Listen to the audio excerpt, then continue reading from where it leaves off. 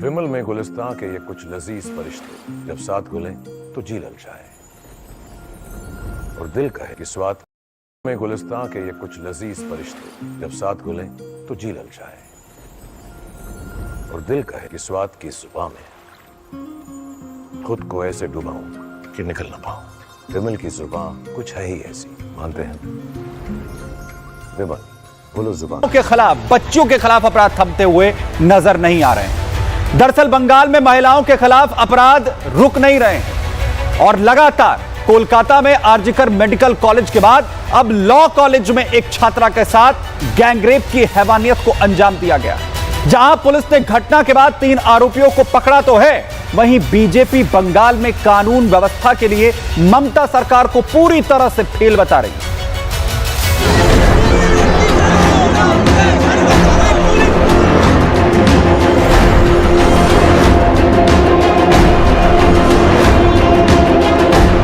बंगाल की धरती फिर शर्मसार, फिर एक बार सवालों में ममता सरकार। कोलकाता के आरजीकर मेडिकल कॉलेज में ट्रेनी डॉक्टर और मेडिकल स्टूडेंट के साथ हुई हैवानियत को अभी तक कोई भूल नहीं पाया है। कैसे दरिंदों ने ट्रेनी डॉक्टर को मौत के घाट उतार दिया था। घटना को बीते अभी 1 साल तक नहीं हुआ, फिर एक बार बंगाल में ही शिक्षा के मंदिर में दरिंदों ने छात्रा को अपने हवस का शिकार बनाया। कॉलेज के अंदर छात्रा से गैंगरेप की घटना को अंजाम दिया। ममता सरकार मूक दर्शक बनी है और सवालों के घेरे में है।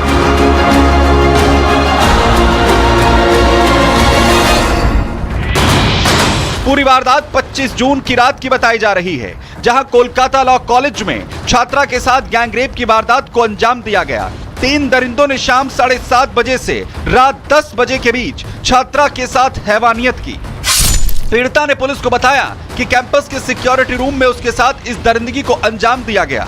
वो रहम की भीख मांगती रही, लेकिन हैवान उसका शरीर नोचते रहे। विरोध करने पर वीडियो वायरल करने की उसे धमकी दी। वहीं पीड़िता की शिकायत के बाद पुलिस ने 2 आरोपियों को गिरफ्तार कर लिया है। वहीं मुख्य आरोपी लगातार खुद को बचाने की कोशिश में फरार हुआ, जिसे पुलिस ने 26 और 27 जून की रात तकरीबन 12 बजे गिरफ्तार किया। वहीं आरोप कॉलेज के एक पूर्व छात्र और 2 कर्मचारियों पर लगा है, जिनके नाम मनोजित मिश्रा, जैब अहमद और प्रमीत मुखोपाध्याय बताया जा रहा है।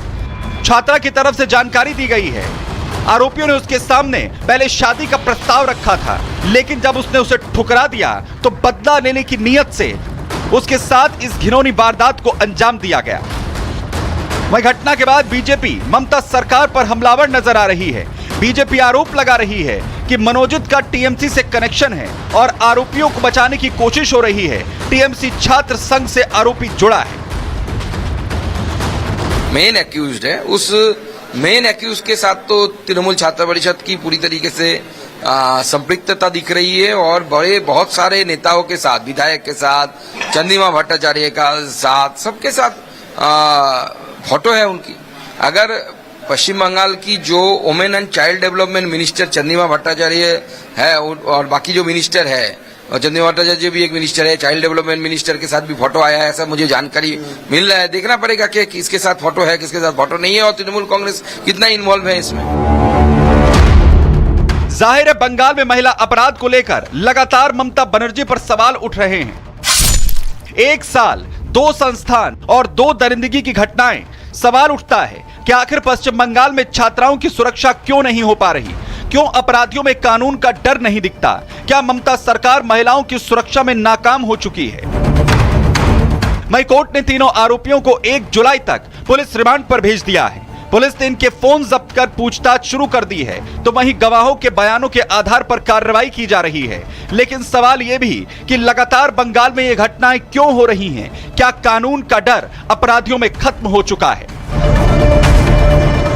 Bureau report, Republic Bharat. और 1 साल के अंदर 2 लगभग एक जैसी घटनाएं। आरजीकर मेडिकल कॉलेज में ट्रेनी डॉक्टर के साथ जिस तरीके की हैवानियत हुई थी, अब लॉ कॉलेज के अंदर ऐसा ही हुआ है। और संदेश खाली की घटना को जो है वो अभी तक देश नहीं भूला है। वहीं इसी बीच आपको बड़ी खबर भी बताऊं कि टीएमसी सांसद कल्याण बनर्जी ने घटना के बाद विवादित बयान दिया है। लॉ कॉलेज पर बोले हैं कल्याण बनर्जी। उन्होंने कहा कि दोस्त अगर दोस्त का रेप कर दे तो पुलिस आखिर क्या करे? क्या हमेशा स्कूलों में भी पुलिस होगी? यह भी कल्याण बनर्जी की तरफ से कहा जा रहा है। यानी वो साफ ये कह रहे हैं कि स्कूल कॉलेजों में अगर दोस्त ही दोस्त के साथ इस तरीके की घटना को, हैवानियत को अंजाम दे तो सरकार उसमें कुछ नहीं कर सकती है। यानी पुलिस प्रशासन को पूरी तरह से क्लीन चिट दी जा रही है। जो नाकामी है उसे क्लीन चिट इस वक्त देते हुए कल्याण बनर्जी नजर आ रहे हैं और वो कह रहे हैं कि 24 घंटे स्कूलों के अंदर पुलिस नहीं लगाई जा सकती। और शायद यही एक वजह है कि जब इस तरीके के बयान सामने आते हैं, ममता सरकार जब अपनी जिम्मेदारी से बचने की कोशिश करती है और दूसरी तरफ जब कार्रवाई होनी चाहिए, एक्शन होना चाहिए, बच्चों की सुरक्षा को लेकर कदम उठाए जाने चाहिए, तो उस पर बयान देकर खुद को बचाने की कोशिश यहां पर होती है। और अब बात मध्य प्रदेश की। अजब एमपी में गजब खेल हो रहा है। सीएम मोहन यादव के काफिले की गाड़ियों में डीजल की जगह पानी भर दिया गया। गाड़ियां जहां की तहां फंसी तो प्रशासनिक अमले को पूरी तरह से पसीना आ गया। जांच की गई तो डीजल में पानी की मिलावट मिली। पेट्रोल पंप को आनन फानन में सील कर दिया गया। लेकिन सवाल यह है कि अगर सीएम की गाड़ियों का यह हाल है तो आम जनता का क्या होगा? देखिएगा।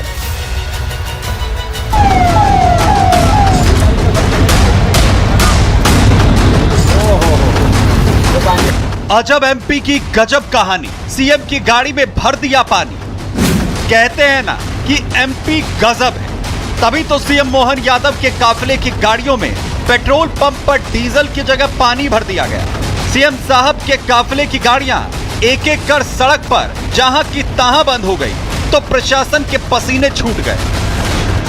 दरअसल सीएम मोहन यादव को एक कॉन्क्लेव में शामिल होना था। रिहर्सल के लिए गाड़ियां रतलाम पहुंची। टोसी गांव स्थित एक पेट्रोल पंप पर डीजल भरवाया गया, लेकिन थोड़ी दूर जाने के बाद गाड़ियां एक एक कर बंद होती चली गई। हाल ये हो गया कि गाड़ियों को धक्का लगाकर सड़क किनारे खड़ा करना पड़ा।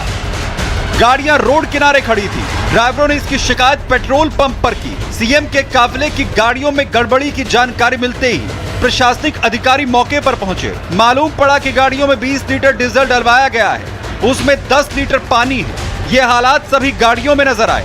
पेट्रोल पंप के मैनेजर की ओर से दलील दी गई कि बारिश के कारण डीजल टैंक में पानी का रिसाव हो गया।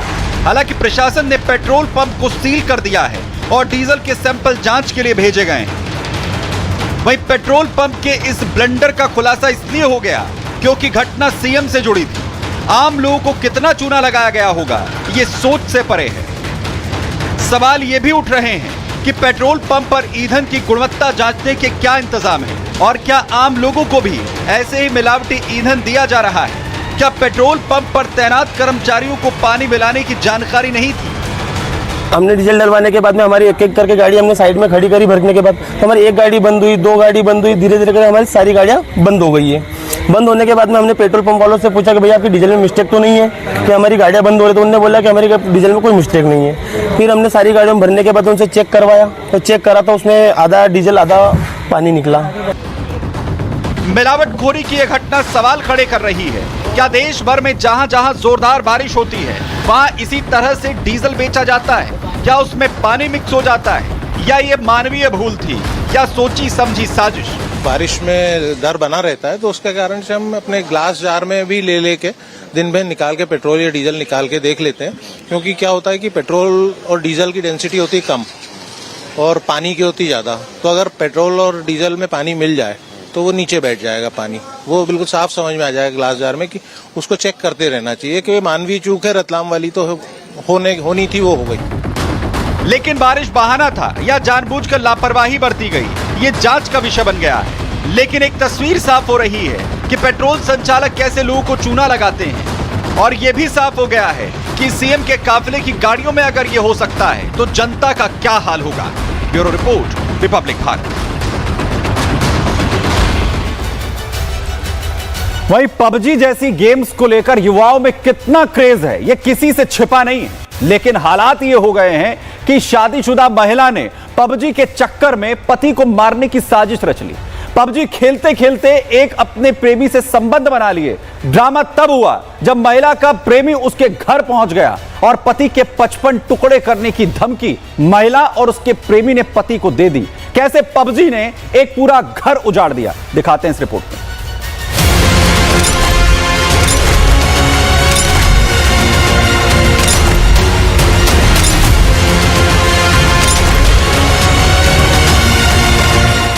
ऑनलाइन गेम की लत ने तोड़ा परिवार। पबजी खेलते खेलते एक बच्चे की मां को हुआ प्यार। 900 किलोमीटर दूर प्रेमिका के घर पहुंचा प्रेमी, पति को दी 55 टुकड़ों में काटने की धमकी। 55 टुकड़े नीले ड्रम में भरने की धमकी दी।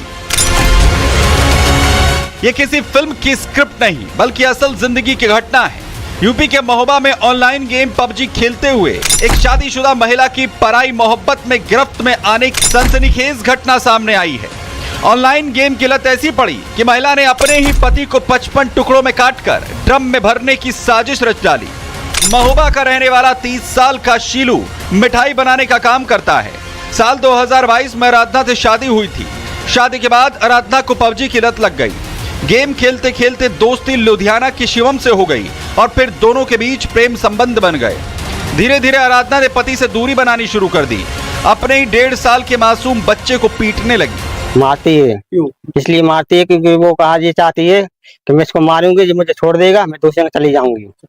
वो ये कह रही थी कि अभी एक बार ड्रम में काट के फेंका था, मैं ऐसे काट के फेंकूंगी कि तुम्हें कोई पहचान नहीं बनना है, इस तरह से फेंकूंगा काट के। डरा सहमा शीलू पत्नी के अत्याचार से परेशान हो चुका था, लेकिन अपने बेटे की खातिर शादी के रिश्ते को बचाने की कोशिश की। लेकिन कहानी में ट्विस्ट तब आता है जब अचानक 900 किलोमीटर दूर लुधियाना से पत्नी का प्रेमी शिवम उसके घर पहुंच गया। जमकर बवाल काटा। आराधना ने प्रेमी के साथ जाने की जिद ठान ली और प्रेमी शिवम के साथ घर परिवार सब छोड़ने को बेकरार थी। पबजी और 3-5 उसी से ही कनेक्ट हुआ है। आज भी वहाँ पे आ चुका है। लुधियाना एक भी हुए वहाँ से आया है। हमने कल कंप्लेंट करी है दीदी, लड़का हाजिर हुआ था। साफ साफ कह रही है, घर वाली भी कह रही है इसी के संग जाने का है। ऑनलाइन गेम की लत ने परिवार को तहस नहस कर दिया। पबजी गेम भारत में बैन है, तो आखिर वो कैसे खेली जा रही है? मैम, इसके रोकने का तरीका है क्योंकि इनिशियली हमें पता तो चल जाता है कि वो टाइम इंक्रीज हो रहा है, उनके बिहेवियर में इरिटेबिलिटी आ जाती है। रात को वो देर तक जगे हुए हैं, सुबह ठीक से नहीं उठ रहे हैं, थकावट में हैं, इरिटेबल है, एग्रेशन अपना घर पे आके निकाल रहे हैं अगर उनको रोकने की कोशिश की जाती है। ऑनलाइन गेम्स अपराध की दुनिया को बढ़ावा दे रहे हैं और ऐसे में इन हिंसक गेम्स को लेकर सख्त कानून लागू करने की मांग उठ रही है। Bureau report, Republic Bharat. और इन ऑनलाइन गेम्स के चक्कर में कैसे युवा बर्बाद हो रहे हैं, कैसे घर बर्बाद हो रहे हैं, और ये कोई पहली बार नहीं है। इससे पहले भी मांग होती रही है कि ऑनलाइन गेमिंग पर पूरी तरीके से बैन लगाया जाए। और कैसे एक पति पत्नी का रिश्ता न सिर्फ टूटा बल्कि पूरा एक घर बर्बाद हो गया, ये उसकी बानगी है। उधर अमेजन के मालिक जेफ बेजोस एक बार फिर से शादी के बंधन में बंध गए। बेजोस की यह दूसरी शादी है, लेकिन इस बार सदी की सबसे महंगी शादी जेफ बेजोस ने की है। इसके लिए वीवीआईपी मेहमानों से लेकर हर वो शानो शौकत देखने को मिली जिसने हर किसी को हैरान कर दिया। और शादी पर 1-2 नहीं, पूरे 500 करोड़ रुपए अमेजन के मालिक बेजोस खर्च कर चुके हैं। देखिए साहब।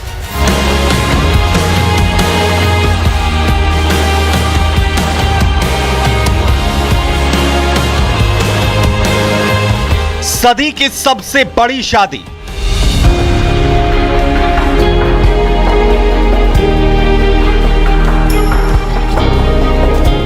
वेनिस पहुंचे शाही मेहमान।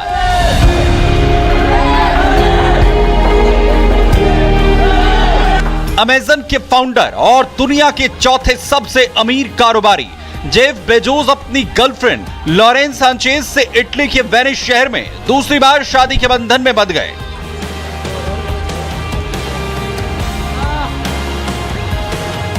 इटली के शहर वेनिस में हुई शादी के आगे राजा महाराजाओं की शादी फीकी दिखी। टेक मैग्रेट जेफ बेजोस की शादी में शामिल होने वाले वीवीआईपी मेहमानों की लिस्ट काफी लंबी है।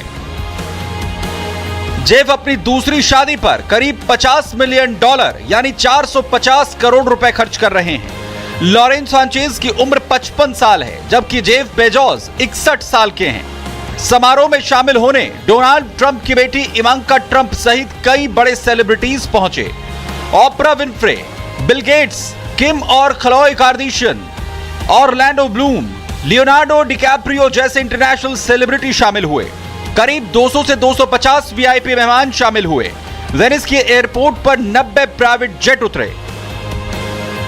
शाही शादी के लिए वेनिस की गलियों में सुरक्षा बढ़ाई गई थी। होटल की ओर जाने वाले रास्तों को पूरी तरह से आम लोगों के लिए बंद कर दिया गया था। हालांकि जेफ बेजोस की शादी का विरोध भी जोरदार हुआ।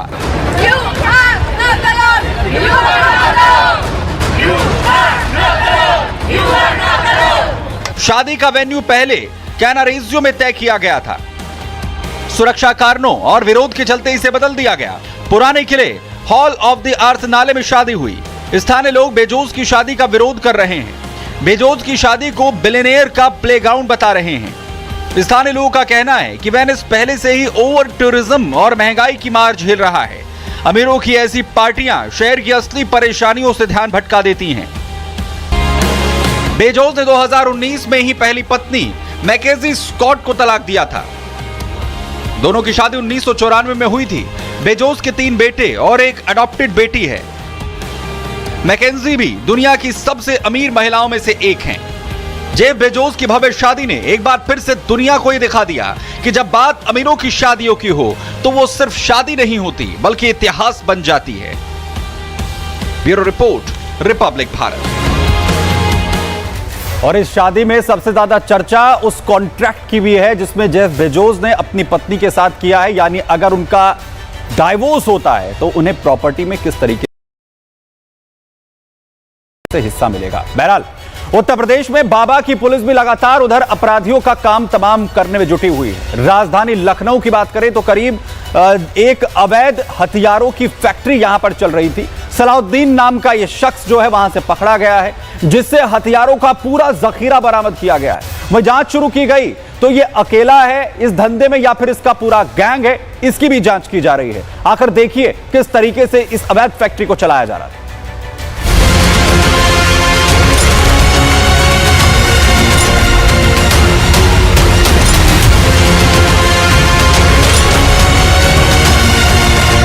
उत्तर प्रदेश में लगातार बदमाशों अपराधियों की शामत आई हुई है। बदमाशों के एनकाउंटर हो रहे हैं तो वहीं अपराधियों पर शिकंजा कसा जा रहा है। यूपी पुलिस ने राजधानी लखनऊ में बड़ी कार्रवाई करते हुए अवैध रूप से चलाई जा रही असला फैक्ट्री का भंडाफोड़ कर दिया, जिसमें एक आरोपी सलाउद्दीन को पकड़ा गया है। पुलिस ने हथियारों के जखीरों को देखा तो सबकी आंखें फटी की फटी रह गई। दरअसल गुरुवार देर शाम 3 थानों की पुलिस ने इस कार्रवाई को अंजाम दिया। पुलिस के पास जानकारी थी कि बरियाबाद इलाके में अवैध हथियारों का काम किया जा रहा है। पुलिस ने छापेमारी की कार्रवाई की तो यहाँ पर सलाउद्दीन नाम के शख्स को पकड़ा गया। सलाउद्दीन इस फैक्ट्री को चला रहा था। पुलिस ने इसके पास से हथियारों का जखीरा और कारतूस बरामद किए। आरोपी सलाउद्दीन के पास से जो हथियार और कारतूस बरामद किए गए हैं उसमें 3 पिस्टल, 3 देसी तमंचे, 1 राइफल और अलग अलग तरह के कारतूस बरामद किए गए हैं।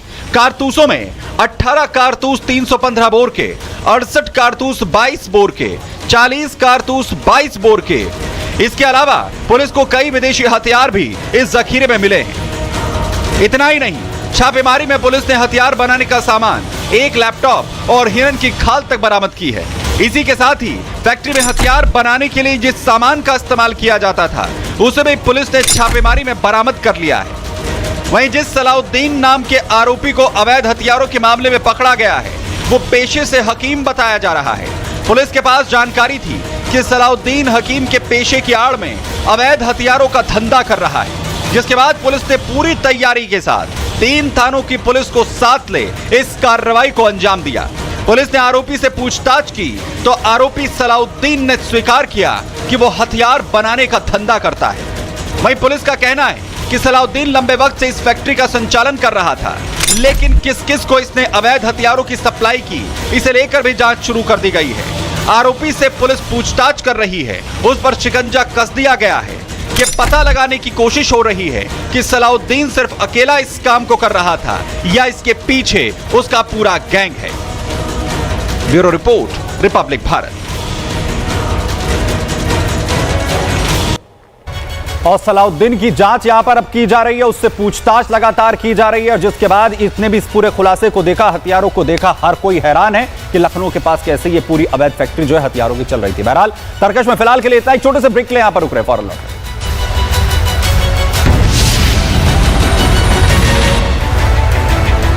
करो पुदीना चटनी तैयार। MDA चटनी कि ये कुछ लजीज फरिश्ते जब साथ घुले तो जी ललचाए और दिल कहे कि स्वाद की इस जुबान में खुद को ऐसा डुबाऊं कि निकल ना पाऊं।